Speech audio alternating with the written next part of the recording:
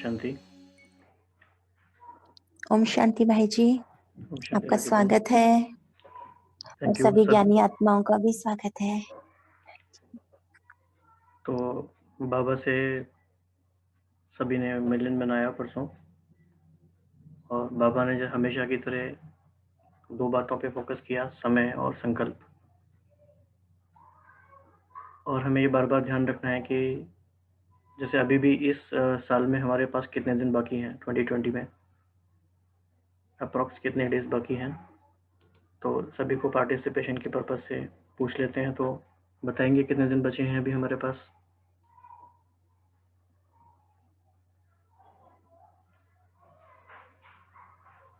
Thirty five days बचे हैं। तो जैसे ये सवाल हमने अपने आप से पूछा कितने दिन बचे हैं, ऐसे बहुत सारे सवाल हैं जो हमें पूछते जाने हैं कि इन 35 डेज में हमें क्या करना है, इस पूरे साल में हमने क्या किया। बहुत सारा टाइम हमें मिला, लेकिन बहुत बातों में बिजी भी रहे। तो जब हम कहते हैं कि हम बहुत बिजी हैं, तो हम किस बात में बिजी हैं, ये बहुत चेकिंग करने की आवश्यकता है हमें। सभी को आवाज़ ठीक से आ रही है ना? जी आ रही है, जिन्हें नहीं आ रही है वो माइक पर कॉल ओवर इंटरनेट पर प्रेस करें तो आ जाएगी। ठीक है वैसे भाई जी। तो बाबा ने ये भी कहा कि समय को जिसने समझ लिया, समय यानी ड्रामा, समय को अगर हमने समझ लिया तो बहुत बातें हमारी इजी हो जाती हैं। बाबा ने ये भी कहा कि ये चेक करना है कि आपका समय अपने प्रति जा रहा है या औरों के प्रति जा रहा है। ये वाला क्वेश्चन ऐसा है, समझने की बात है, ये बड़ी गहरी बात है। हमारा समय कहाँ जा रहा है? एक तरफ हम कहते हैं कि स्व की चेकिंग में समय देना है, अपने पुरुषार्थ में स्व पर ध्यान देना है। दूसरी तरफ बाबा कह रहे हैं कि स्व पर ज़्यादा समय तो नहीं जा रहा है। तो ऐसी काफ़ी महीन और गहरी बातों को हमें समझते जाना है। बाबा ने 14 अप्रैल की मुरली में ये भी बोला कि कई बच्चे, उन्हें कोई समस्या बाहर से नहीं आती है, लेकिन अपने ही बनाए हुए संकल्पों के जाल में फंस जाते हैं। तो ये भी हमारे लिए चेकिंग की बहुत बड़ी बात है कि हमने अपने संकल्पों का ऐसा कौन सा जाल बुना है जिसमें हम फंस गए हैं खुद ही, और खुद ही फंस गए तो खुद ही हमें निकलना भी पड़ेगा उससे। तो इन सारी बातों पे हम ध्यान रखेंगे। इसके लिए हम एक तरीका यूज़ कर सकते हैं, चेकलिस्ट मेथड। बहुत सारे भाई बहन शायद करते भी होंगे। हर बात के लिए हम चेकलिस्ट बना सकते हैं, जैसे कि समय के बारे में, कि अभी राइट नाउ हमारा समय किन किन बातों में व्यर्थ चला जाता है। सुपरफिशियल बातें नहीं सोचनी है, कुछ डीप बातें सोचनी है। तो बताएंगे कुछ हमारा समय कहाँ कहाँ वेस्ट चला जाता है अभी। बाबा ने कहा कि व्यर्थ नहीं जाता, साधारण चला जाता है। कई बार नेगेटिव नहीं होता, लेकिन साधारण और व्यर्थ चला जाता है। तो कौन कौन सी ऐसी बातें हैं जिसमें हमारा समय चला जाता है?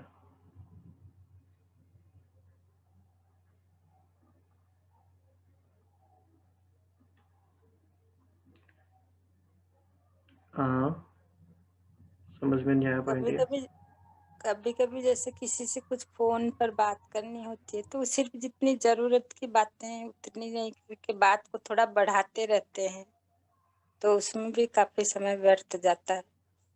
जैसे एक बहन ने बोला लौकिक इश्यूज में टाइम चला जाता है, ये बात सही है। और लौकिक इश्यूज में टाइम कैसे कम देना है, ये बड़ी स्मार्टनेस की बात है, कैसे हमें समय बचाना है। फ्यूचर प्रोडिक्शन में टाइम चला जाता है, दुख सहन करने में चला जाता है, पारदर्शन में चला जाता है। ये तो बहुत ऑब्वियस बातें हैं। ऐसी कौन सी बातें हैं जो हमें लगता नहीं है कि टाइम वेस्ट है, लेकिन उसमें भी टाइम हमारा जा रहा है? प्लानिंग में तो ये टाइम लिमिट का फिक्स नहीं करना, राइट। कई भाई बहनों ने इसमें लिखा है कि प्लानिंग में टाइम वेस्ट चला जाता है, तो ये समझेंगे उनसे कि प्लानिंग में कैसे टाइम वेस्ट जाता है। और किसी एक बहन ने बोला है एक्सेस क्लासेस सुनने में राइट। दिनचर्या के प्लान में कर्म में ओवर इन्वॉल्व एक्स्ट्रा टाइम। संकल्पों को करेक्ट करने में। अव्यक्त मुरली में बाबा ने एक बार बोला था, जो काम 10 मिनट में हो सकता है, अगर आप उसे 1 घंटे में करते हो तो इसे बाबा कहेंगे टाइम वेस्ट। तो इनएफिशिएंसी होना टाइम वेस्ट होने का कारण होता है। हमें लगता है कि 1 घंटे तो हमने काम किया, बहुत अच्छा किया, हम तो लगे रहे उस काम में, लेकिन अगर हमारी एफिशिएंसी नहीं है, हमने अननेसेसरी स्ट्रेच किया उस काम को, तो वो टाइम वेस्ट में काउंट होगा। तो हमें ये भी चेक करना है आने वाले वीक में कि हम किस टास्क पे कितना टाइम दे रहे हैं और वो टाइम हम कैसे कम कर सकते हैं। तो इन सारी बातों पे ध्यान देंगे। आज सारे भाई बहन हमारे शेयर करेंगे भी। तो शुरू करते हैं। राखी बहन, फर्स्ट मुरली कौन है? जी, पहली मुरली 18 जनवरी 1973 की, समानता और समीपता। इस पर रेखा बहन आप मंथन करेंगे, पहली बार कर रहे हैं जी। जी दीदी, ओम शांति। भाई जी ओम शांति। बच्चे बाबा से पूछते हैं आप बाबा, अपना थोड़ा परिचय दीजिए, आप कहाँ से हैं? तो जी मैं जबलपुर से हूँ। रेखा। कितने कब से आप ज्ञान में हैं? लगभग 13, यानी मार्च में 13 साल हो जाएंगे। ओके, बहुत बहुत स्वागत है आपका। जी, लेकिन अभी थोड़ी इतनी परफेक्ट स्थिति नहीं बिल्कुल है। नहीं, कोई बात नहीं है, परफेक्ट होने की जरूरत नहीं है। जी बाबा जी सिखा रहे हैं सबको। जी। जी थैंक यू भाई, आप लोग के आशीर्वाद से सब कुछ बाबा करवा रहा है। बाबा कह रहे हैं बस सच्चा दिल होने की जरूरत है और कुछ नहीं चाहिए। जी जी। हाँ, ओम शांति। बाबा बोलते हैं, बाबा की ये वाणी है 18/1/76, नहीं सॉरी 18/1/73 की। तो बच्चे बाबा से पूछते हैं, बाबा सतयुग कब आएगा? तो बाबा बच्चों से बोलते हैं कि जब विशेष धारणाओं में आप बाप समान बनते हैं तो समय को समीप लाते हैं। ये विशेष धारणा है बाबा, निर्माणता, स्वदर्शन चक्रधारी, सौमान। इन सब बातों में यदि आप समान बनते हैं तो समय को समीप लाते हैं। बाबा बच्चों से कहते हैं, इस जनवरी मास में विशेष 2 बातें लक्ष्य के रूप में धारण करना है। एक है लव, दूसरा लवलीन। जितना जितना बाबा से, हर संबंध से, संपर्क से, हर कर्म में, हर बोल में बाबा से प्यार रहता है, उतना ही लवलीन अवस्था आती जाती है। भक्ति में तो लोगों ने कह दिया कि आत्मा परमात्मा में लीन हो जाती है, लेकिन वास्तव में आत्मा परमात्मा के लव में लीन हो जाती है। इसी विशेष धारणा के कारण बाबा ने ही हमें अपनाया है, और बाबा के प्यार के कारण भी हम सब कुछ भूलकर बाबा के बन गए, सर्वस्व त्यागी बन गए। इस विशेषता के कारण ही हम सर्व आत्माओं के भाग्य को जगा सकते हैं। इसलिए बाबा कहते हैं, ये 2 विशेषताएं मुख्य रूप से धारण करो। एक तो लव, दूसरा लवलीन। जितना जितना बाप दादा से लव जुड़ता है, उतना ही बुद्धि का ताला खुलता जाता है। यह लव हमको भाग्यशाली बनाता है। यदि बाबा से प्यार कम, तो भाग्य भी कम जमा होता है। बाबा के प्यार में परसेंटेज नहीं होनी चाहिए, 100% होना चाहिए। यदि देह की वस्तु में प्यार है, अपनापन है कि ये वस्तु मेरी है, तो बाबा के प्यार में परसेंटेज आ जाती है। परसेंटेज अर्थात डिफेक्ट वाला कभी परफेक्ट नहीं बन सकता। साकार बाबा को भी देखा, उनका बाबा के प्रति प्यार में कोई परसेंटेज नहीं थी, इस कारण ही परफेक्ट बने, बाप समान बने।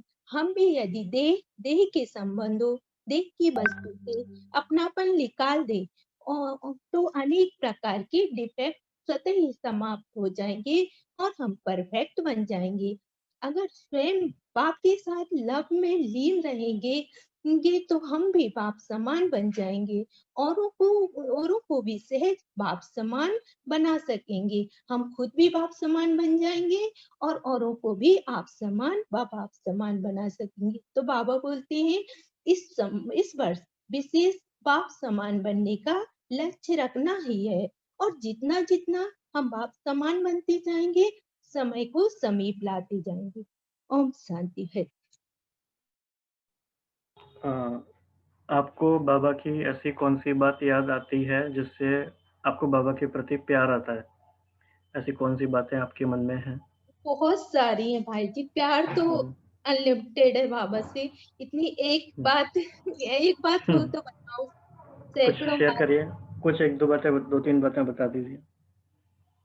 यानी हर हर समय बाबा ने सहयोग दी। कभी तन का कर्म भोग आया तब बाबा ने साथ दिया। संबंधों में भी कभी किसी की बहुत ज्यादा सीरियस कंडीशन रही, उसमें भी मैं बाबा ने बिल्कुल ठीक किया। मतलब काफी बहुत सारी चीजों में बाबा से इतना लव कि बाबा ने जैसे हमारे कहे अनुसार ही बाबा चला है, ऐसा लगता था बाबा से।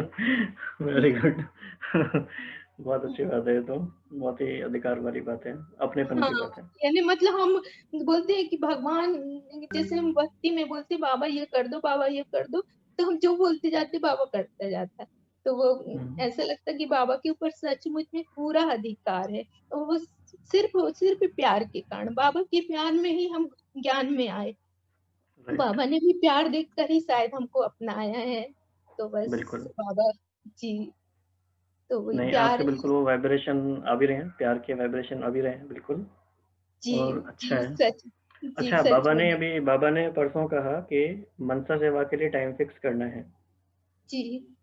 तो आपका उस बारे में क्या एक्सपीरियंस है, क्या कहना है सभी भाई बहनों के लिए? करती हूँ भाई जी, क्योंकि बाबा ने बोला है इस समय आत्माएं बहुत दुखी हैं, अशांत है, इसलिए उनको शांति के वाइब्रेशन देती हूँ। और इस समय तो कोरोना के कारण वैसे ही मरीज यानी तबीयत, जो जिनकी तबीयत खराब है उनके लिए करती हूँ योगदान। मतलब ये सब दुखी आत्माओं को सुख का तो दान। टाइम फिक्स कौन सा है? बाबा ने जैसे कहा टाइम टाइम किस टाइम फिक्स पे? नहीं है, टाइम फिक्स नहीं है भाई जी। अमृत वेले ही कर देती हूँ, नुमा शाम की योगी के समय ही कर देती हूँ। हाँ, यही समय ही है, क्योंकि यही समय थोड़ा फ्री रहता है, फ्री होके बैठती हूँ। मतलब बाकी समय तो थोड़ा मन यानी कर्म चलता है, तो इतना टाइम नहीं निकाल पाती हूँ। ठीक है, जी इस बारे में और सोचना है अभी हमें कि टाइम फिक्स करना है, बाबा ने कहा। जी तो जी आज हम सभी मिलके इस बात पे भी मनन करेंगे कि टाइम समय कैसे कैसे करना। जी। ठीक है जी, थैंक यू रेखा बहन। थैंक यू भाई जी।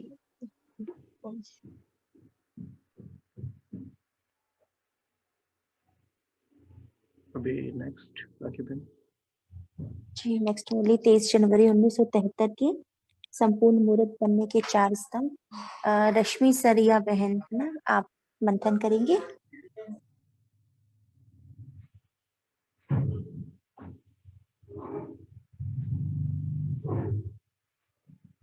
रश्मि बहन।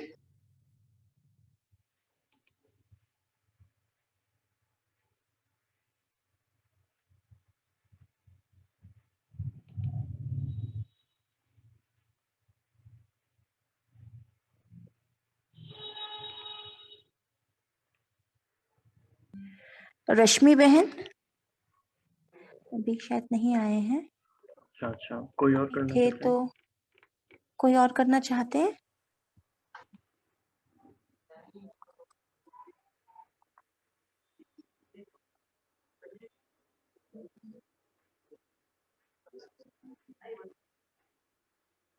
एक मुरली भाई जी आप कर दीजिए। ये वाली आप करा दीजिए, चलिए पहले आपको चांस देते हैं। जी हाँ जी। जी इस मुरली में बाबा ने संपूर्ण संपूर्ण मुहूर्त बनने के लिए, पुरुषार्थ के लिए कहा है कि बच्चे कैसे पुरुषार्थ में चल रहे हैं और उसकी सहज विधि क्या होगी। तो संपूर्ण मुहूर्त बनने के लिए बाबा ने 4 विशेष स्तंभ बताए हैं। तो 4 विशेषताएं होंगी ये जो बच्चे संपूर्ण मुहूर्त बनने के पुरुषार्थ की ओर आगे बढ़ रहे हैं। वे ज्ञान मुहूर्त होंगे, गुण मुहूर्त होंगे, महादानी मुहूर्त होंगे, याद मुहूर्त अर्थात तपस्वी मुहूर्त होंगे। तो ज्ञान मुहूर्त यानी कि उनकी बुद्धि में हमेशा ज्ञान चलता रहेगा। वो हर एक बात में ज्ञान की धारणा देखेंगे, हर एक बात को ज्ञान की दृष्टि से ही देखेंगे, यानी मास्टर नॉलेजफुल होंगे। तो जो हर बात में जिनसे ज्ञान ही साक्षात दिखेगा, तो उन्हें ही बाबा ने ज्ञान मूर्त कहा है। और जितना वो अपने गुण मूर्त में बाबा ने कहा है कि अपने हर कर्म से, अपनी मन वचन वाणी से उनमें वो धारणा दिखाई देगी कि वो दूसरों को अपने गुणों का दान करेंगे। उनसे जैसे दूसरों को बाबा का साक्षात्कार होगा कि ये इन्हें किसने बनाया है। तो इसीलिए बाबा ने मुरली में विशेष याद की यात्रा के लिए, चेकिंग के लिए इसमें कहा है। और इसमें बाबा ने कि दिव्य बुद्धि बनने के लिए कि यदि हमारी बुद्धि को दिव्य बुद्धि की कैचिंग पावर, जैसे साइंस के साधन जो हैं वो दूर से ही किसी बात को कैच कर लेते हैं, ऐसे ही हमारी भी अवस्था ऐसी होनी चाहिए कि हम दूर से ही शुद्ध वाइब्रेशन से, अपनी शुद्ध वृत्ति से वायुमंडल को हम कैच कर सकें, मतलब अपनी वायुमंडल को परिवर्तित कर सकें। तो दिव्य बुद्धि बनने से एक तो हमारे जो शुद्ध संकल्प है उसमें हम तुरंत स्थित हो पाएंगे और हमारी पुरुषार्थ जो है वो आगे बढ़ पाएगा, यानी हमारी चेकिंग भी हो पाएगी और परख शक्ति भी बढ़ेगी और साइलेंस की शक्ति भी जो है वो भी तभी होगी जब हम दिव्य बुद्धि का जितना यूज करेंगे। तो इसीलिए बाबा ने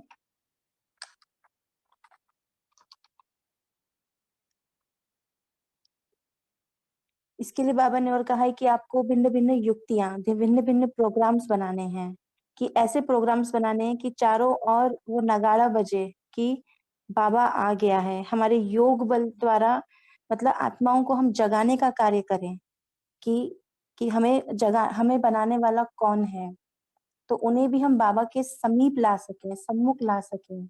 इसके लिए हमें अपनी अव्यक्त स्थिति और अव्यक्त मिलन से विशेष अनुभव कराना है। हमारी ऐसी अवस्था होनी चाहिए कि हम आत्माओं को भी बाबा से मिलन बनाने का एक अनुभव करा सकें। तो वो तरीके हमें निकालने हैं। जी। तो भाई जी आप बताइए कुछ पॉइंट्स।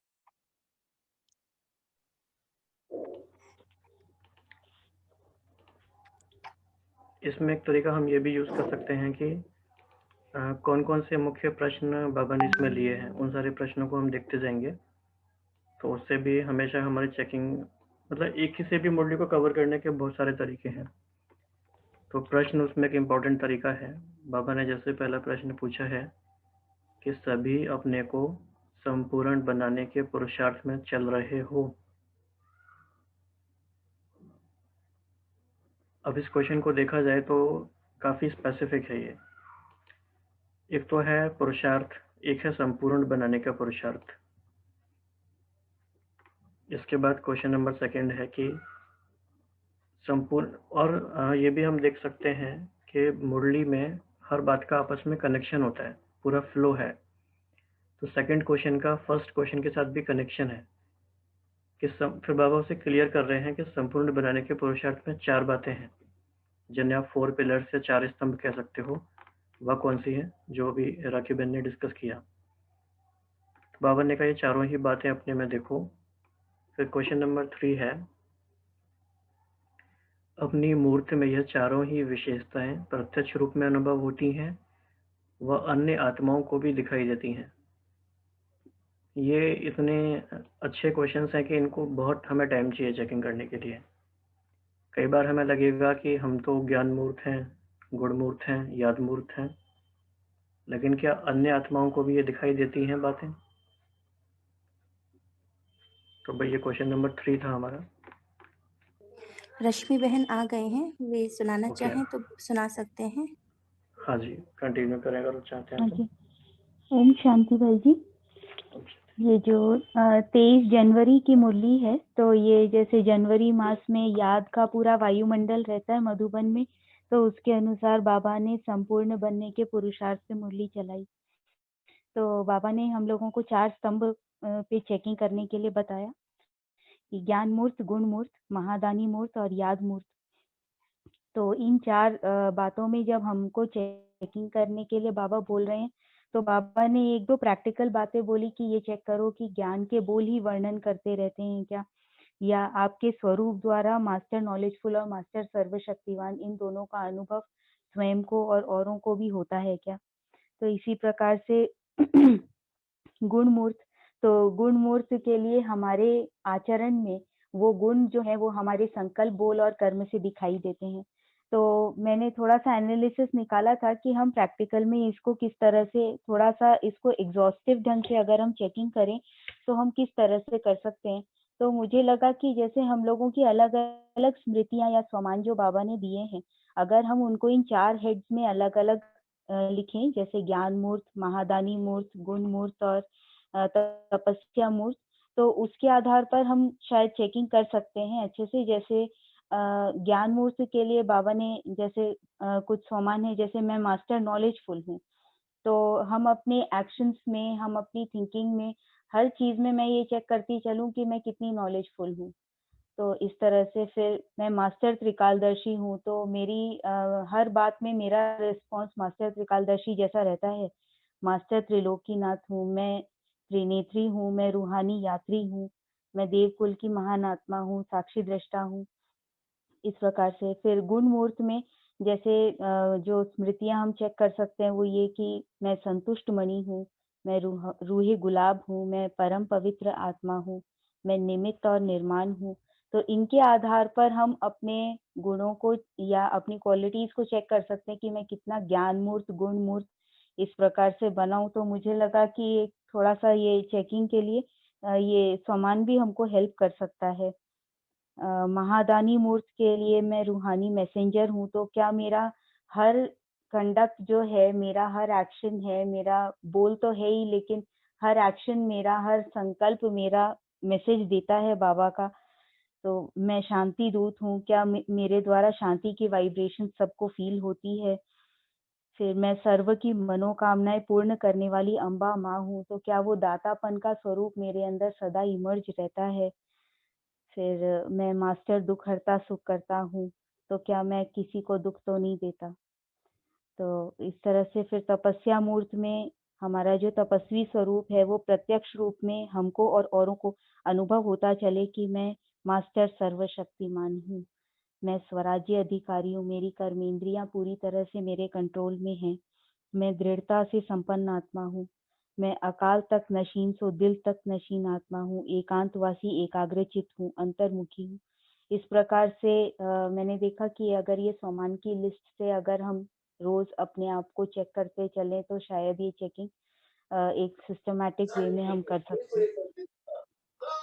और इसके अलावा जो बाबा ने इस मुरली में कहा कि जो याद के जो वायुमंडल वाइब्रेशन और वृत्तियाँ इनकी शुद्धता को कैच करना कि मतलब किस परसेंटेज में कोई भी पुरुषार्थी है, अन्य पुरुषार्थी और उनकी वाइब्रेशन, उनका जो स्टेज है उसको असेस करने के लिए एक याद के शुद्ध संकल्प में रहने से हम सब कुछ स्पष्ट जान सकते हैं।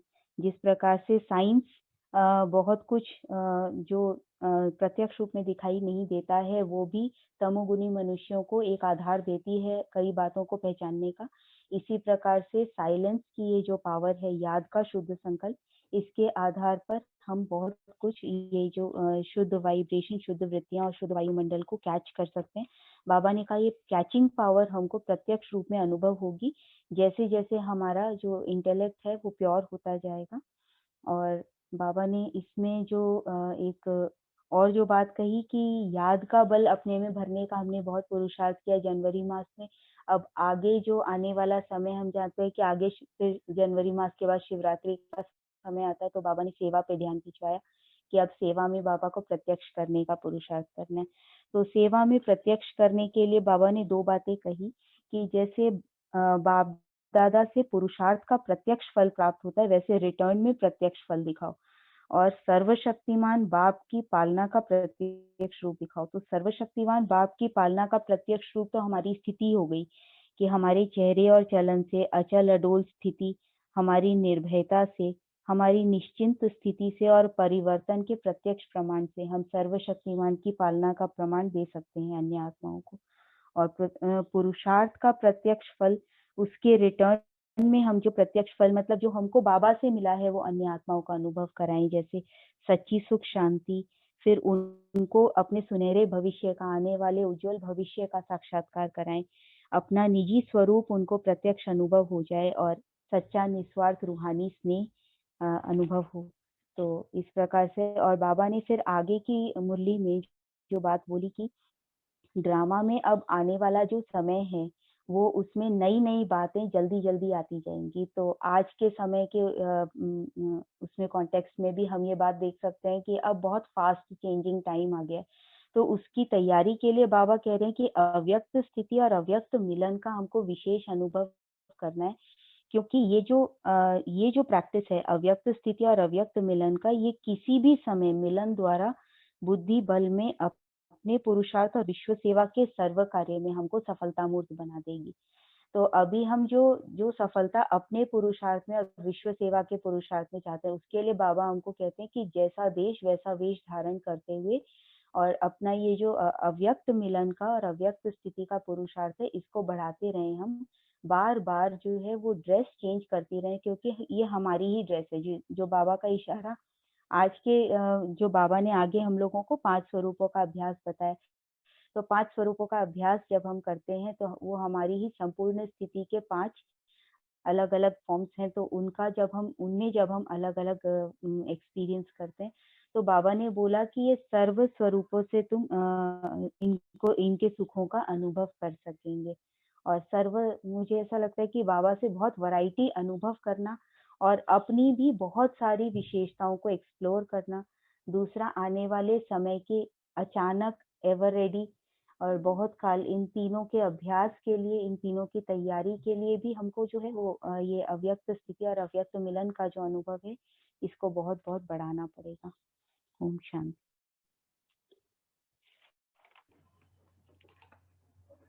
बहुत अच्छा रश्मि बहन, आपने काफ़ी अच्छे से बताया इसको, और सभी भाई बहन भी इस बात पे ध्यान दे सकते हैं जो रश्मि बहन ने बोला कि जो भी हमारे सारे स्वमान हैं उनको हम 4 कैटेगरीज में डिवाइड कर सकते हैं, या हम चेकलिस्ट बना सकते हैं कि जब हम कहते हैं कि मैं ज्ञान मूर्त आत्मा हूँ तो कौन सी 10 बातें, 10 स्वमान उसमें फिट होंगे।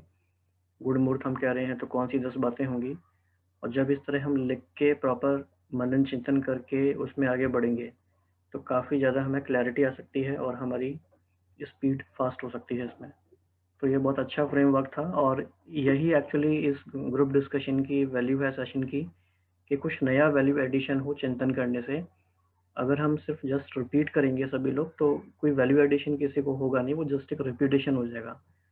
इसलिए कोई भी भाई बहन जब कोई भी नई बात बताते हैं तो तुरंत हमें उसको कैच करके अपने सिस्टम और प्रोसेसेस में उसे इंटीग्रेट करना है। तो रश्मि बहन से हमने ये बात सीख ली कि हमें चारों बातों में कैटेगरी बना के उसकी चेकलिस्ट हम बना सकते हैं चेकिंग के लिए। ओके, नेक्स्ट हम आगे बढ़ेंगे। जी, नेक्स्ट मुरली 11 अप्रैल 1973 की परिवर्तन। ज्ञान भाई जी, आप सुनाएंगे। ओम शांति भाई। शांति। आवाज आ रही है? मैं हनुमानगढ़ से, हनुमानगढ़ राजस्थान से भाई हूँ। ओके। तो ये आज की मुरली जैसे 11/4/73 की है। वर्दी का टाइटल है परिवर्तन। तो इसमें बाबा वर्तमान समय संगम के बारे में बता रहे कि संगम युग क्या है, संगम युग परिवर्तन, संगम युग क्या परिवर्तन युग का आधार है। इसमें ये क्या है, संगम युग के बारे में बोला ये प्रैक्टिकल करने की युग है, और ये समय क्या है, परिवर्तन का आधार। तो जैसे बाबा बताते हैं कि 21 जन्म के संगम क्या है, 21 जन्म प्रारब्ध बनाने का हमारा क्या युग है। तो मनसा वाचा कर्मणा सभी रूप से क्या समय को परिवर्तन करना है। और द्वापर से बाबा जैसे बताया, द्वापर से चेतना में जैसे हमारी क्या गिरावट आनी शुरू होती है चेतना में, तो इसे क्या गिरती कला कहते हैं। और संगम पर जब परमात्मा स्वयं परमपिता परमात्मा हमें जब पावन बनाने आते हैं तो इस अवतरण के समय को क्या है, चढ़ती कला कहते हैं। तो परमात्मा स्वयं में क्या, इस समय क्या पतित से क्या है पावन बनाने आते हैं। तो परिवर्तन की बाबा इसमें बता रहा है कि स्पीड क्या होनी चाहिए आपकी। जब बाबा जिस हमें चेंज कराना तो हमारे परिवर्तन की स्पीड के बारे में बाबा ने बताया कि हमें क्या है, परिवर्तन की स्पीड 63 जन्मों के संस्कारों को क्या है किसी एक ही युग में क्या है परिवर्तित करना है। जैसे बाबा कहते हैं कि आप सब क्या है आधारमूर्त आत्मा परिवर्तन के निमित्त हो। तो परिवर्तन तो हम कहते हैं 1 सप्ताह में भी होता है, 1 दिन में भी और 1 घंटे में भी। तो अपने स्वभाव संस्कार को परिवर्तन करने में समय लग रहा है। तो अगर अभी से अगर अपने टाइम लिमिट को चेंज करना है कि हम अपने संस्कार को पुराने स्वभाव से कितने समय में चेंज कर रहे हैं। तो अगर अभी से आपको अगर परिवर्तन करने में समय लगता है, तो फाइनल परिवर्तन में फिर कितना समय लगेगा। ऐसे ही क्या आप बाबा ने फिर क्या निमित्त महावीर आत्माओं के बारे में बोला कि महावीर आत्माएं जो होती हैं वो अपने परिवर्तन के समय की स्पीड को चेक करें कि परिवर्तन की स्पीड क्या हमारी फास्ट है। तो संपूर्ण पास होना बाबा बोलते हैं, परसेंटेज में भी तो होता है पास होना। पास तो कहते होता है परसेंटेज के अंदर पास होना, और पास परसेंटेज में नहीं होना है। परिवर्तन परसेंटेज में पास होना तो होता है अल्पकाल का परिवर्तन की थोड़ा सा जो देखने में ही लगा कि भी कुछ थोड़े समय के लिए कोई संस्कार परिवर्तन हुआ। तो अगर ऐसा नहीं करना है, सदा काल का परिवर्तन का, थोड़े समय का परिवर्तन नहीं करना कि ये अभी देखने में तो आए कि भी ये भी बदल गया, कोई संस्कार परिवर्तित हो गया, लेकिन वो सदा काल के लिए नहीं रहा, नहीं हुआ। तो ऐसे ही कहते हैं बाबा आधारभूत आत्माओं में यह परिवर्तन क्या है, अत्यंत आवश्यक है। परिवर्तन ऐसा भी हो कि विकार का अंश भी न दिखाई दे, और क्योंकि अंश का वंश बन जाता है इसका पता ही नहीं चलता है, अंश मात्र भी नहीं रहे तो इसे परिवर्तन, अंश मात्र भी अगर कोई है तो उसे परिवर्तन नहीं कहा जा सकता है।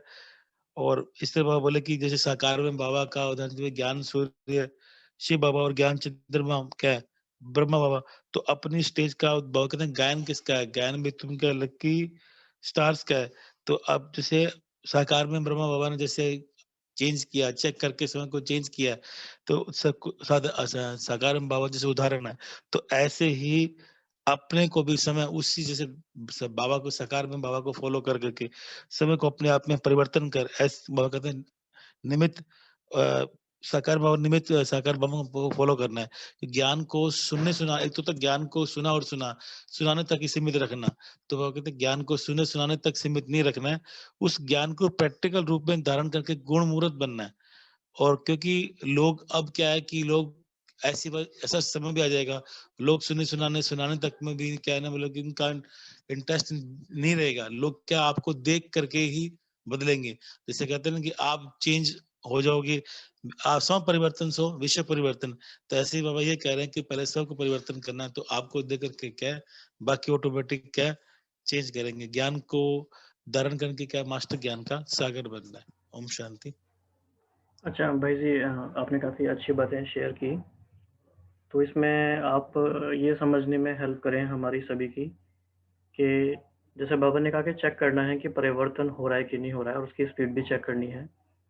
लेकिन हम ये कैसे चेक करें कि परिवर्तन हो रहा है कि नहीं हो रहा है? हमारे पास क्या टूल्स हो? जैसे कि अभी हम अक्टूबर में जो थे, नवंबर में जो हैं और दिसंबर में जो हैं, तो कैसे हम ये चेक करें कि हम परिवर्तन हो रहे हैं? इसमें तो ये चेक उस हिसाब से भी कर सकते हैं कि समय को कि भी एक तो जैसे हम पहले एकांत के अंदर बैठते हैं कि पहले मैं एक जैसे चलते चलते हम चल रहे हैं तो हमें पता नहीं चलता, लेकिन एक जगह जैसे ट्रैफिक लाइट होती है, जैसे हम रेड लाइट पे जैसे गाड़ी रुकती है, इस तरह से क्या है कि समय को कुछ देर एकांत में अंतर्मुखी होकर के समय को पहले चेक करना कि कल मैं क्या था और आज मैं क्या हूँ। मतलब पिछला जब हम बैक में जाकर अंतर्मुखी होकर खुद को समय को चेक करेंगे, तब हमें पता चलेगा पीछे मैं किस तरह का, ज्ञान में आने से पहले मैं किस तरह का था। वो मेरे को ऑटोमेटिक पता चलता है कि मेरे अंदर क्या क्या कमियां थी, और जब से मैं ज्ञान के अंदर आया तो मेरे अंदर क्या क्या परिवर्तन हुए हैं। और फिर जैसे बाबा कहते हैं कि साकार बाबा ब्रह्मा बाबा को चेक देखो कि वो हमारे सामने एग्जाम्पल है, कैसे ममर बाबा ने समय को चेक करके क्या नंबर 1 के अंदर लेके गए ममर और बाबा। तो ऐसे ही हमारे सामने तो साकार में उदाहरण है। तो उन्होंने किस तरह से वो किया, उनको उस रूप में एग्जाम्पल के रूप में देखना कि अब हम जो ज्ञान के पॉइंट्स जो हमारे सामने आ रहे हैं, जो नित्य नए जो मुरली समय जो श्रीमत मिल रही है, तो हमने किस रूप से हम धारण कर रहे हैं और और हम आज क्या बने और हमें किस तरह से चेंज करके उस अवस्था को प्राप्त करना है। तो वो अंतर्मुखी बन करके हम देख सकते हैं कि अब हमें इतना हो गया, यहाँ पर अब लोग खड़े हैं और पिछले में हमने इतना कर लिया और हमें आगे कितना करना है। ओके, इसमें कोई और भाई बहन शेयर करना चाहते हैं? क्वेश्चन स्पेसिफिक है कि परिवर्तन की स्पीड को हम वीकली बेसिस पे या मंथली बेसिस पे कैसे चेक करें? ओम शांति भाई जी, क्या हम शेयर कर सकते हैं? हाँ जी, आपका आपका परिचय देके आप शेयर कर सकते हाँ हैं। जी, नाम रुचि है, ज्ञान में 2.5 साल से चल रहे हैं, न्यूयॉर्क में जी, रहते हैं। ओके। हाँ जी, तो इसमें एक जो हम यूज करते भी हैं, साक्षी दृष्टा होकर, जैसे भाई जी ने भी कहा कि अंतर्मुखी होकर बैठे, तो साक्षी होकर अपने को चेक करें कि जो थॉट्स पहले हमें लेट्स से कि 2-3 मिनट चलते थे, अब अगर वो थॉट आता है तो उसका इफेक्ट मुझ पर क्या होता है। उसमें मैं फिर भी वैसे ही खो जाती हूँ या फिर मैं फटाक से ब्रेक लगा के श्वासोश्वास परिवर्तन है ना, थॉट आया, श्वास, एक श्वास पे थॉट आया, अगली श्वास पे वो थॉट नहीं चला। और कोई फ्रेमवर्क हो सकता है? ओम शांति। ओम शांति। मैं ये चेकिंग के लिए जब हमारे ऊपर कोई विघ्न आता है, परिस्थिति आती है, पेपर आता है, उस वक्त पता चलता है कि हमारी क्या पहले की अपेक्षा अभी स्थिति क्या है, और उसके बाद चेकिंग कर सकते हैं कि जो पिछली मिनट हमारी क्या स्थिति थी, इस मिनट हमारी पिछले से चढ़ती कला में, उड़ती कला में, या हमारी स्टेज नीचे गई। तो हर मिनट या हर दिन कल हमारी स्थिति कैसी थी, आज हमारी कैसी स्थिति है, कल की अपेक्षा ऊपर है या नीचे है या वहां पे रुकी स्थिर है, तो उस हिसाब से हम चेक करके फिर परिवर्तन कर सकते हैं। ओम शांति। क्यों? और भी कुछ कोई भाई बहन कहना चाह रहे थे? हाँ ओम जी। शांति भाई जी। मैं सुषमा बोल रही हूँ, भिवानी हरियाणा से, और मैं आज पहली बार ज्वाइन किया है, और मुझे ज्ञान में मतलब प्रैक्टिकली मैं कभी बहुत कम ही गई हूँ, मतलब 5 से या 6 बार सेंटर पे गई हूँ। ये मैं सिर्फ पीस ऑफ माइंड से मुरली पढ़ के ही मैं सब कुछ मतलब नॉलेज ले रही हूँ, जितना इम्प्रूवमेंट किया है। तो उस हिसाब से कि जैसे हमारा जो थॉट प्रोसेस होता है, उसमें हमारे लिए जो हर एक आत्मा हमारे सामने होती है, उनके लिए हमारी सोच क्या है, वो जब हमारे सामने आते हैं, क्योंकि हर एक के साथ हमारा कोई ना कोई कार्मिक अकाउंट है, तो उसमें हमारे सोच में कितना परिवर्तन आया, उस बंदे को देख के हमारे थॉट प्रोसेस कैसा आता है, उसके लिए करुणा, रहम, प्यार, वो चीज़ें आती हैं या उसकी पुरानी चीज़ें आती हैं। तो ये हमें इवन हम डे टू डे चेक कर सकते हैं, क्योंकि वो फीलिंग हमारे अंदर जनरेट होती है, और उस चीज़ से हम अपने आप को चेंज, परिवर्तन महसूस कर सकते हैं। वो जैसे बोलते हैं तो हमारी, अब अगर मान लो उनका बिहेव कैसा भी है, उस पे हमें पहले गुस्सा आता था, तो अब वो वही बिहेव करेंगे, क्योंकि वो चेंज नहीं हुए हैं, हम चेंज हुए हैं। तो हमारे चेंज से हमें पता चलेगा कि हमने उस टाइम पे वो रिएक्ट किया था और अब हमने कैसा रिएक्ट किया। वो ऑटोमेटिकली हमारा माइंड क्लिक करेगा कि हमने तब ऐसा किया था और अब ऐसा किया, तो वो हमारा परिवर्तन हमें उसी टाइम पता चल जाएगा, हमारी फीलिंग से ही पता चल जाएगा। बहुत अच्छा, आपने काफी गहरा आंसर दिया है, एकदम अनुभव से।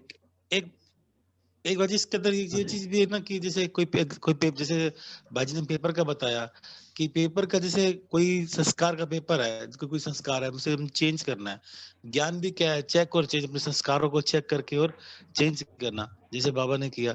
तो ऐसे क्या कोई संस्कार मेरा इस तरह का है जो मतलब कि मुझे चेंज करना है, तो मुझे, अब मैंने समय को परिवर्तन किया नहीं किया, समय जब जैसे मेरा अगली बार वो पेपर आया, तो क्या मैंने उसमें समय मतलब कि वेस्ट किया, और मैंने उस पेपर को पहले से चेक कर लिया कि हाँ ये तो मैं पहले क्लियर कर चुका हूँ, अब इस तरह से नहीं होना चाहिए, उसको मैंने पहले से चेंज देख लिया, समझ लिया, और उसमें फंस करके व्यर्थ समय न व्यर्थ समय जाने के बजाय उसको देख करके ही उसको मतलब कि सॉल्व कर लिया मैंने, कि पेपर को पहले से जान करके उसको क्लियर कर लेना। उसमें एक तो पेपर के अंदर हुआ, फिर उसके अंदर आन बाबा का, तो इसमें भी तो क्या समय वेस्ट होता है ना, कि पेपर के समय को विघ्न को पहले से जान करके उसे क्लियर कर लेना, पहले विघ्नों में आना, फिर उसको विघ्न के अंदर आना और फिर उससे करना।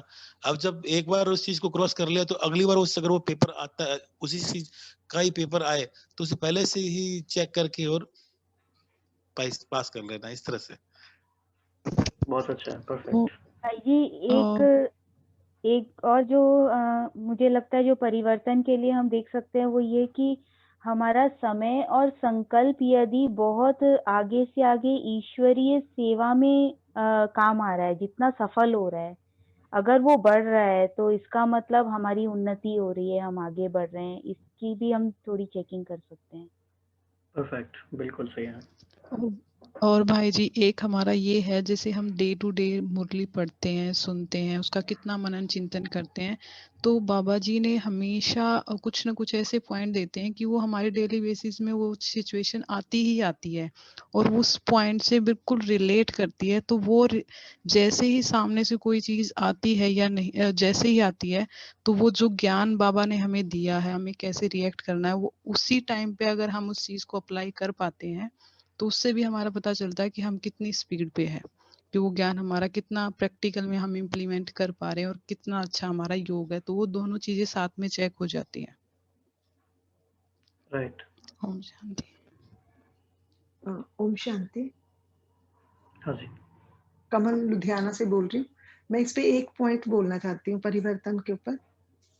परिवर्तन का आधार हमारा पुरुषार्थ है, लेकिन जो हमारा पुरुषार्थ है वो गुप्त है और गुप्त रूप में हम मेहनत करते हैं। तो मेरे को इसके लिए कोट याद आया कि मेहनत इतनी शांति से करो, इतनी गुप्त रीति से करो कि जब वो सफल हो जाए तो फिर वो झंडे गाड़ दे और सफलता का शोर मचा दे। तो अंदर ही अंदर आपका पुरुषार्थ बड़ी महीनता से चलता रहे, तो उसका सीधा संबंध हमारे गुणों से है। हम अपने पुरुषार्थ के प्रति ईमानदार, सच्चे और दृढ़ हो तो फिर सफलता का शोर मच सकता है और वो परिवर्तन साक्षात हमें ही नहीं, हमारे आसपास की सराउंडिंग में और पूरे ही समाज में वो नजर आएगा परिवर्तन। ओम शांति। बिल्कुल, आपने जो बात कही है ब्रह्मा कुमारीज पर वो लागू होती है, क्योंकि बहुत सालों तक लोगों को अंदाजा लगा ही नहीं कि ब्रह्मा कुमारीज क्या कर सकती हैं, क्या कर रही हैं। लोगों को लगता रहा कि छोटा मोटा ऑर्गेनाइजेशन है, कुछ महिलाएं चलाती हैं, ठीक है, लेकिन अब लोगों को लगता है कि अरे क्या हो रहा है ये तो बाबा कह रहे हैं प्रत्यक्षता के नगाड़े बजेंगे और सब देखेंगे। ओम शांति। एक परिवर्तन करने का एक और वे है कि हम अपने स्पीच की क्वालिटी, क्वांटिटी और स्पीड, थॉट्स की क्वालिटी, क्वांटिटी और स्पीड को चेक कर सकते हैं। जितने स्लो होंगे, जितने कम हो जाएंगे और जितने विश्व परिवर्तन के लिए होंगे, तो इसका मतलब हमारा परिवर्तन सही डायरेक्शन में जा रहा है। ओम शांति।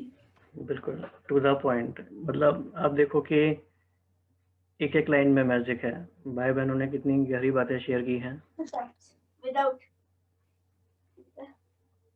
तो थैंक्स एवरीवन।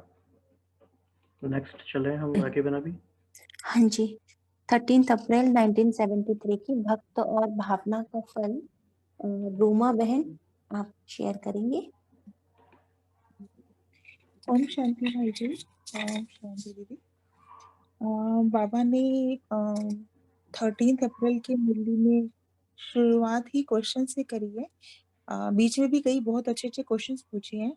तो बाबा ने यहाँ पे पूछा है कि जैसे भक्त अपनी देवी, जो देवी देवता होते हैं, उनमें उनसे उन्हें भावना यानी भक्ति का फल प्राप्त होता है, तो क्या हम चैतन्य देवियां भी वो सब दे सकती हैं?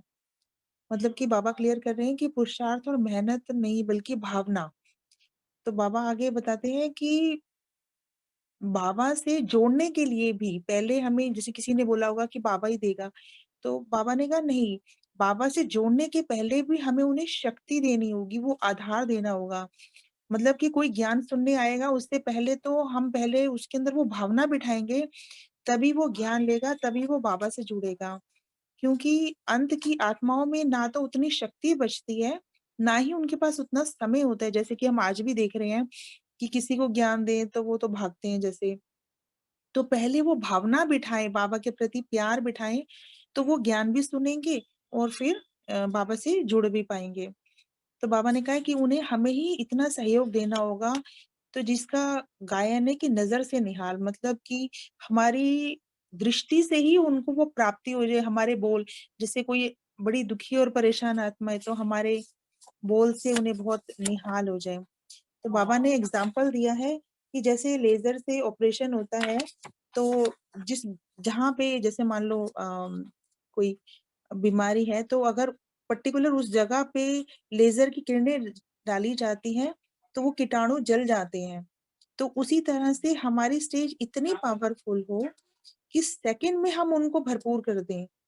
यानी उनके लिए अपनी संकल्प रूपी मशीनरी को हम शुभ भावना शुभकामना से इतना भरपूर कर दे कि स्विच ऑन हो जाए, और यानी कि हमारे मन में एकदम इतनी पावरफुल हमारे संकल्प हो कि उन्हें प्राप्ति हो सके।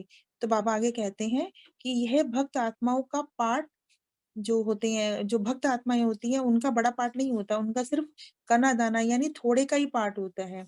तो इसके लिए इतनी पावरफुल स्टेज हो कि उसके लिए सभी शक्तियों को अपने में जमा करो, तभी हम उनको जो चाहिए, चाहे वो समाने की शक्ति या सहने की शक्ति, हम तभी दे पाएंगे जब हम खुद भरपूर होंगे।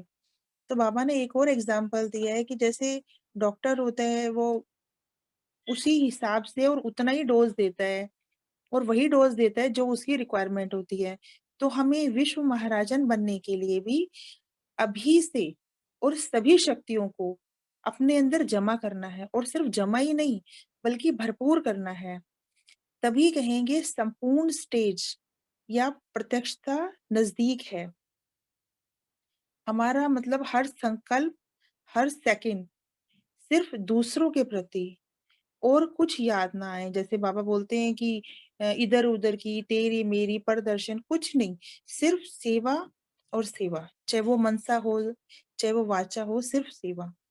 तो बाबा ने आगे और समझाया है कि अभी अपनी शक्तियों को, अपने मन को अपने पुरुषार्थ के प्रति, कभी तन की कोई प्रॉब्लम आती है उसके प्रति लगाते हो, पर ऐसा पुरुषार्थ करना है, तभी हम विश्व कल्याण के प्रति बन पाएंगे कि उसकी निशानी ही यही है कि संपूर्ण अर्थात संपन्न, मीन्स फुल नहीं तो कंप्लीट नहीं, जो फुल होगा वही कंप्लीट होगा। तो विशेष आत्माओं का पुरुषार्थ भी न्यारा होगा, बहुत महीनता से उसको चेकिंग करेंगे। मतलब ये बहुत ऊंची स्टेज है कि हमें महीनता, मोटी तो सब कर लेते हैं। बाबा ने आगे सोमान दिया वरदान कहो कि दाता के बच्चे दातापन की स्टेज पर आने हैं। मतलब जैसे दाता भगवान का काम है सबको देना, तो उस तरह से जैसे रहम दिल है तो हमें भी उतना वो वैसे बनना है।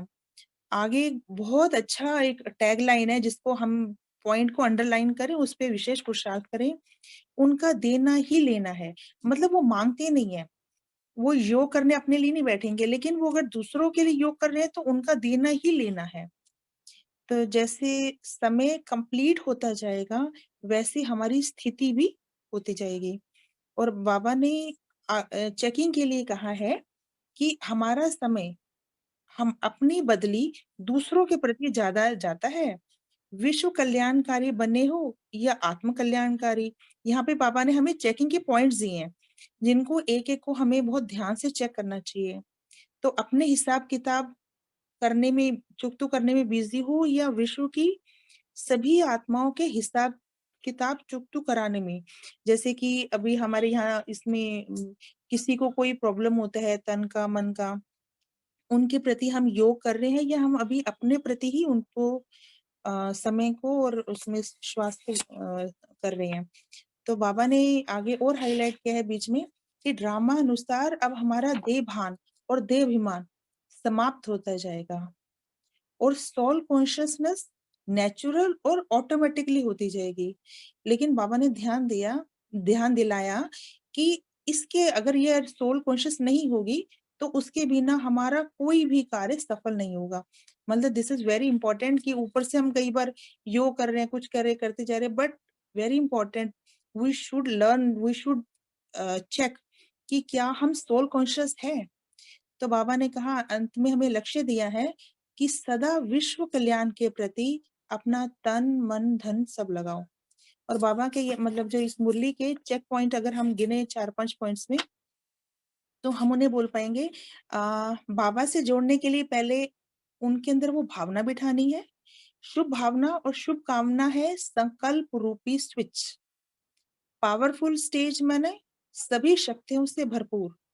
विश्व महाराजन मीन्स अपना हर सेकंड और हर संकल्प दूसरों प्रति, अगर संपन्न नहीं तो संपूर्ण नहीं, संपन्न स्टेज ही संपूर्ण है, और अब देना ही लेना है।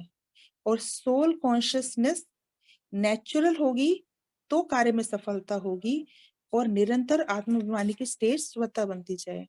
और लास्ट में सबसे इम्पोर्टेंट जो हेडलाइन है, सदा विश्व कल्याण के प्रति अपना तन मन धन सभी लगाना। तो भाई जी जो अभी आप क्वेश्चन पूछ रहे थे उसका आंसर एक ये भी है कि अगर हम अपने संकल्पों पे बार बार, मतलब मैं ये देखती हूँ, बार बार चेक करती रहती हूँ अभी मैं क्या सोच रही हूँ, अभी मैं क्या सोच रही हूँ। क्योंकि ज्यादातर हम जैसे ऑफिस में काम करते हैं, बहुत समय हमारा वर्क कॉन्शियस होता है, मतलब अलग से हम बैठ के कुछ नहीं कर रहे, लेकिन पता ही नहीं चलता हम आगे क्या करना है। अच्छा उसने ये किया, अच्छा अब ये करना है, नहीं, check check check and change, check and change. यही परिवर्तन जो पहला आपने क्वेश्चन पूछा था, तो इसका बेस्ट आंसर मुझे यही लगता है। ओम शांति। अच्छा, कई बार ऐसा भी होता है, जैसे कि कुछ सालों पहले ऐसे हुआ था गवर्नमेंट ऑफ इंडिया में भी, कि एफसीआई के जो गोडाउन्स थे उसमें बहुत सारा फूड ग्रेन्स था, लेकिन वो लोगों तक नहीं पहुंचता था। तो sometimes stock is there but it not reaching to the masses, जो लोगों को चाहिए।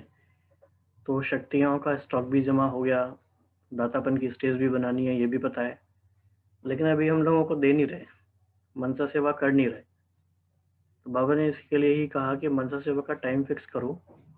तो इस बारे में आपका क्या कहना है? कुछ नया, कुछ इनोवेशन हम कर सकते हैं, कोई नया तरीका, कोई नई टेक्निक कि हम कैसे टाइम फिक्स करें? भाई जी जैसे मैं अपना एक एग्जांपल लेके बताती हूँ, मैंने सिस्टर शिवानी की क्लास में भी सुना था कि हमें अलग से टाइम नहीं मिल पाता जो हम सुबह और शाम के कर सकते हैं। इसके अलावा जैसे हम रोड पे खड़े हैं, कोई बेगिंग करने आ रहा है, कोई मतलब सिचुएशन आती है जो कोई बॉडी से कोई प्रॉब्लम है या कोई वैसे दुखी है, तो हम अगर मतलब स्ट्रांगली मैं ऐसा महसूस करती हूँ कि मुझे एक बटन ऑन नहीं करना, अगर मेरा उस शक्ति वो मेरे अंदर से निकल रही है, मतलब अगर मेरा बल्ब ऑन है तो वो अपने आप बहता जाएगा, निकलता जाएगा। जैसे मैं कार में जाती हूँ तो मेरी कोशिश से रहती है कि मैं अपने आप को इतनी कॉन्शियसनेस में रखती हूँ कि मैं बहुत शांत हूँ।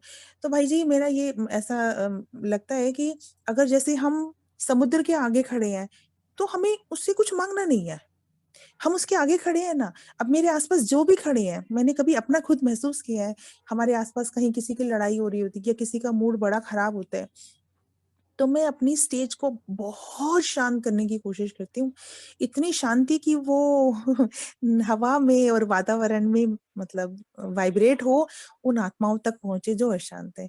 मतलब जो हमें इस ग्रुप में एक अलग से उन्होंने डाला हुआ है कि श्रीकांत भाई जो मैसेजेस उनके पास आते हैं वो हमें आगे फॉरवर्ड करते हैं, उसके लिए हम 2 सेकंड 2 मिनट 3 मिनट जो निकालते हैं वो तो है ही है, लेकिन अपने आप के अंदर एक, ये मुझे लगा बार बार करते रहना ही एक इम्पोर्टेंट है, क्योंकि स्थिति बड़ी खराब है आजकल।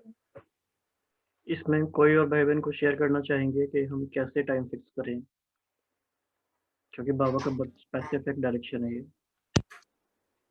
जहाँ भी हम भाई जी रुके हैं, कहीं पर भी हम किसी का वेट कर रहे हैं, तो वो टाइम हम फिक्स कर सकते हैं, यानी कि हम समय दिन भर में निकालें।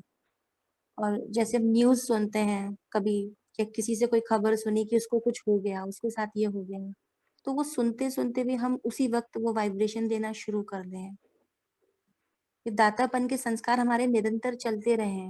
कोई आत्मा हमसे बात कर रही है या किसी का कॉल आया, तो वो इसीलिए आई है कि उसको कुछ कुछ चाहिए हमसे, तो उसी समय उसके प्रति हम बॉडी कॉन्शियस ना रखे, सोल कॉन्शियस होकर के उसको वाइब्रेशन देना शुरू कर दें, तो ये समय भी सफल होना हो गया।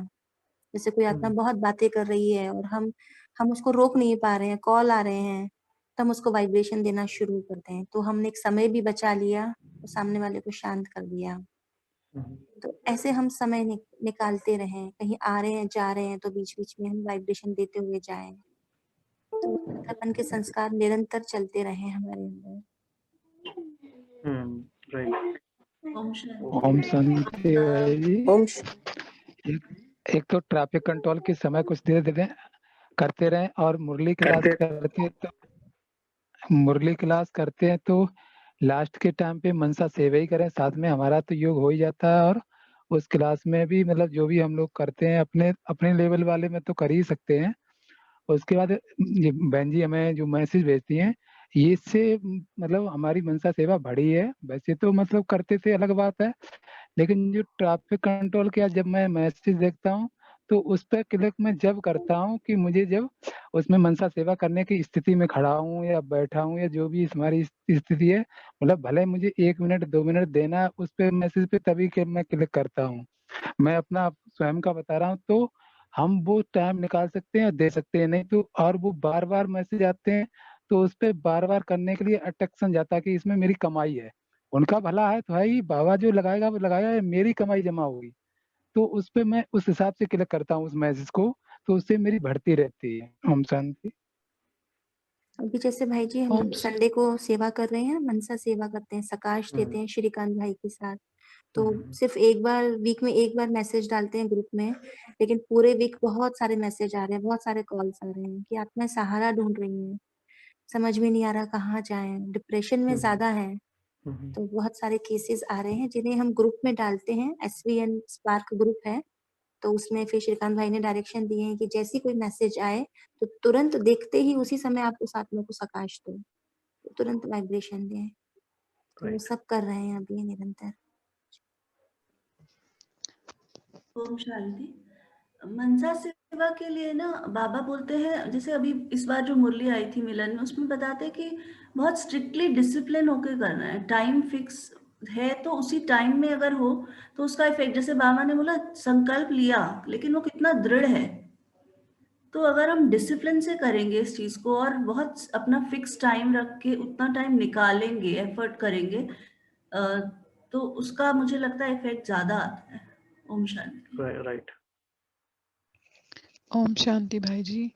और बाबा जी ने मुरली में कहा है कि जो बाबा जी हमें सिखाते हैं राजयोग, राजयोग का मतलब ही क्या है कि हम पूरा दिन आत्मा की स्थिति में स्थित रहें और बाबा से कनेक्ट रहें, तो ऑटोमेटिकली हम इंस्ट्रूमेंट बन जाते हैं। और जहाँ भी कुछ भी अगर दिखाई देता है, नहीं भी देता है, तो जो फील हम करते हैं वो वाइब्रेशन ऑटोमेटिकली उसमें चली जाती है, कॉस्मिक एनर्जी वो क्रिएट होती है, तो वो लोगों को सकाश में ही मिलती है और वो जनरेट होने लग जाती है, जिससे हमारे अंदर से जितनी भी हमारी पावर है, क्योंकि हर एक आत्मा की अपनी 7 क्वालिटीज हैं, तो वो अपने आप रेडिएट होने लग जाती हैं और दूसरों को भी उससे एनर्जी मिलनी स्टार्ट हो जाती है। और बाबा की और इंस्ट्रूमेंट बनते हैं जब बाबा का, तो उससे और भी पावरफुल एनर्जी रेडिएट होती है। और हम जहाँ भी जाते हैं ना, तो हम जैसे जैसे बाबा ने बोला कि हमारी नज़रें जहाँ जहाँ जाती हैं और जो जिस स्थिति में दिखता है ना, तो वो हमें ऑटोमेटिकली महसूस होती है, वो पावर कैच होती है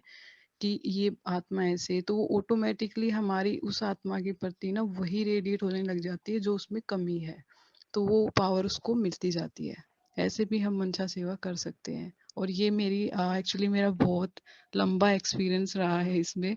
तो मैं इवन जब भी बाहर निकलती हूँ तो मैं हमेशा कनेक्ट रहती हूँ, मेरी बुद्धि तो हमेशा बाबा से कनेक्ट रहती है और मैं सोल कॉन्शियस में ही चलती हूँ। तो मुझे ऐसे फील होता है कि जैसे एनर्जी मेरे चारों तरफ से एक सर्कल बना हुआ है और वो रेडिएट हो रही है।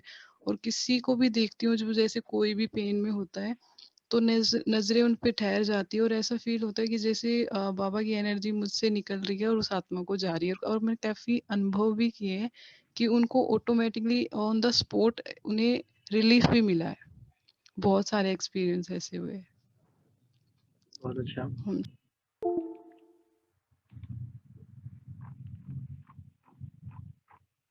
तो बाबा ने, हाँ राखी बहन कुछ कहना? नहीं सर, नेक्स्ट मुरली टाइम हो रहा है, जी बताइए। ठीक है ठीक है ठीक है, नेक्स्ट मुरली देते हैं जी। 14 अप्रैल 1973 की संगठन की शक्ति एक संकल्प। नम्रता बहन आप शेयर करिए। ओम शांति। 14 अप्रैल 1973 संगठन की शक्ति एक संकल्प। बाबा ने इस मुरली में जो शब्द बार बार यूज किया है, क्या आप बता सकते हैं कौन सा शब्द है जो मुरली में बार बार यूज हुआ है पूरी मुरली में?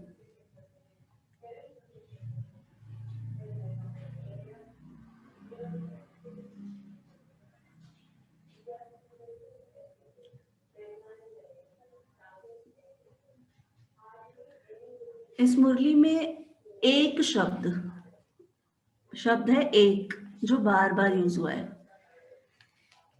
तो एक शब्द से हम मुरली में क्या क्या, जो मुरली सुनते हैं और मुरली भी सुनते हैं, इस मुरली में भी एक से रिलेटेड कौन से वर्ड्स हैं जो एक से रिलेटेड हैं?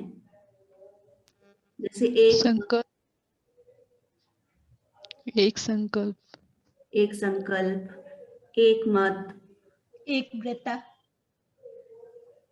इसमें है एक रस, एक ही ऑर्डर, एक ही समय, एक समय, एक बाप, एक बाप, एक संकल्प, कोई। एक संगठन। हम दूसरी मुरली से भी ले सकते हैं। एक भाषा, एक बल, एक भरोसा, एक धर्म, यस। एक सेकंड, एक राज्य, एक सेकंड, एक रस, एक रस, यस। और शब्द जो और मुरली में आते हैं एक से रिलेटेड, एकाग्रता, एकता, एकांत, एकांत, एकानामी, यस, एकानामी, एकांत, एक के अंत में समा जाना, एक बल, एक भरोसा, एक बल, एक भरोसा, एक निश्चय, भाषा, एक भाषा, एक से सर्व संबंध, एक मत, एक मत, एकता, एक का बनना, एक को जाना, सब कुछ जाना, एक को जाना, सब कुछ जाना, हाँ जी। एक ही संसार, एक ही संसार, एक ही संकल्प, एक ही संस्कार, एक बाबा दूसरा न कोई, एक बाबा दूसरा न कोई, हाँ जी।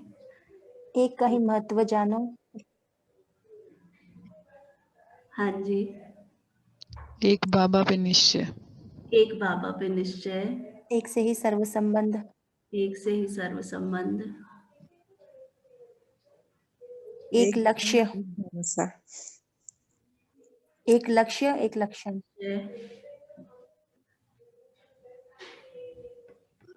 एक के ही लव में लीन, एक के ही लव में लीन, एक से ही सर्व प्राप्तियां,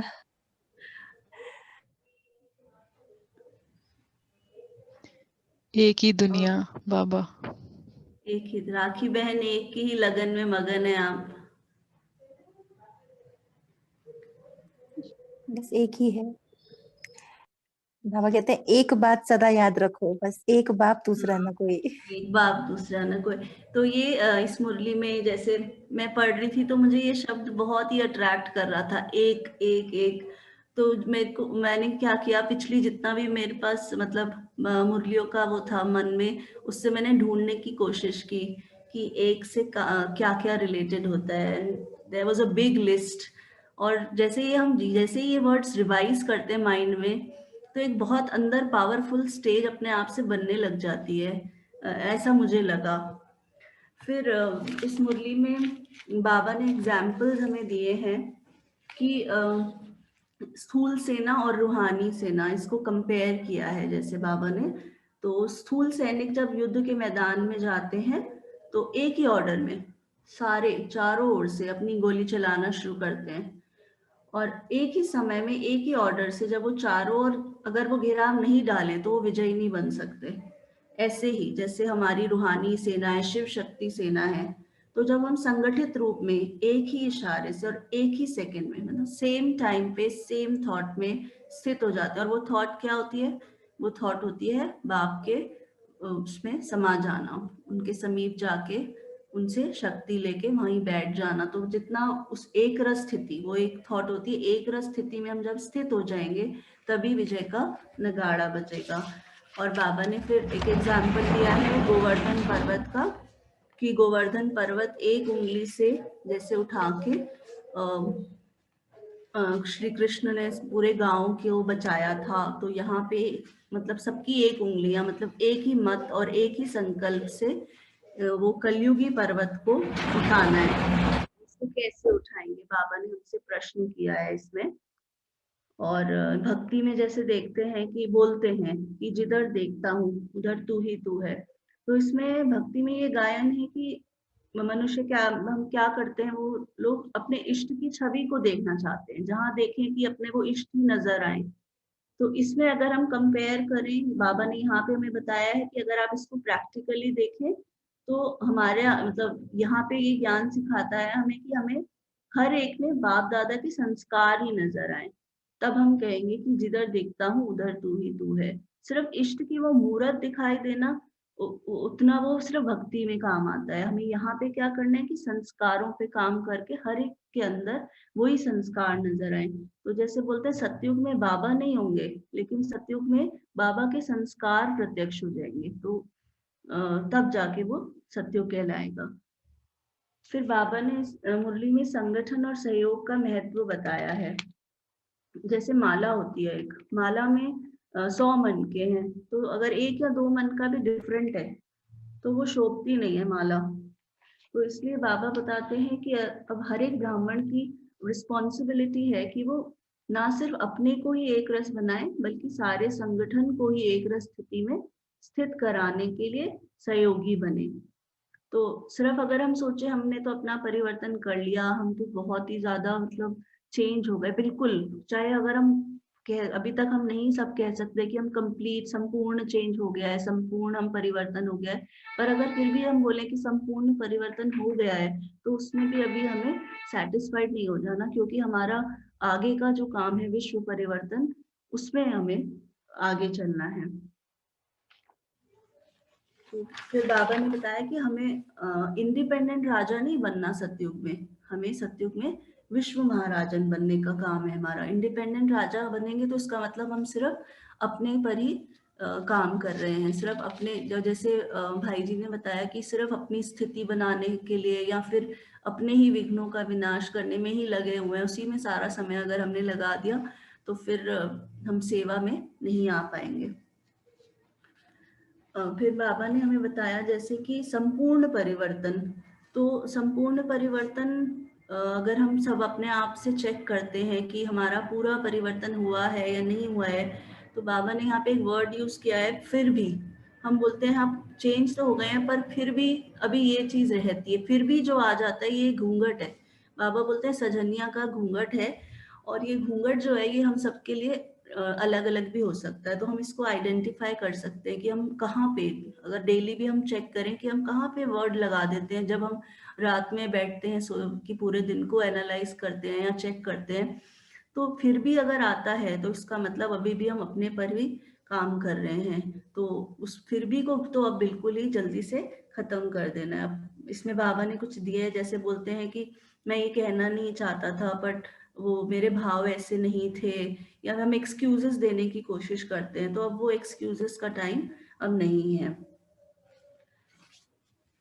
इसलिए बाबा ने बताया कि हमें संगठन की शक्ति से और परमात्म ज्ञान को यूज करते हुए सारे इस विश्व में एक धर्म, एक राज्य, एक मत और एक भाषा, इसकी स्थापना करनी है, यानी कि हमें सतयुग लाना है। ओम शांति। बहुत अच्छे से आपने कराया रिवीजन, और काफ़ी अच्छी वो एक्सरसाइज थी, एक वाली 1-1-1। तो अच्छा है, इससे इस तरह की चीज़ों से काफ़ी वैल्यू एडिशन होती है और सभी का पार्टिसिपेशन हो पाता है। तो बहुत ही अच्छा सभी भाई बहनें शेयर कर रहे हैं। संतोष भाई जी का धन्यवाद हम सबको साथ लाने के लिए, राखी बहन का भी बहुत अच्छे से कोऑर्डिनेट करते हैं, और सभी भाई बहनों का पार्टिसिपेशन के लिए शुक्रिया। अभी हम बाबा को याद करके इसको कंप्लीट करेंगे। राखी बहन, कुछ आपको अनाउंसमेंट तो नहीं करना?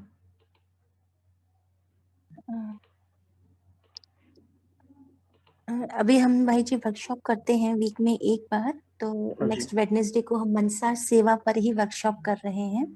तो सभी इस वीक मनसा सेवा पर विशेष अटेंशन दें कि कैसे मनसा सेवा करें, उसकी विधि सही क्या होगी और उसमें आपने क्या अनुभव किया। तो ये सब आप सभी जरूर शेयर कीजिएगा वर्कशॉप में।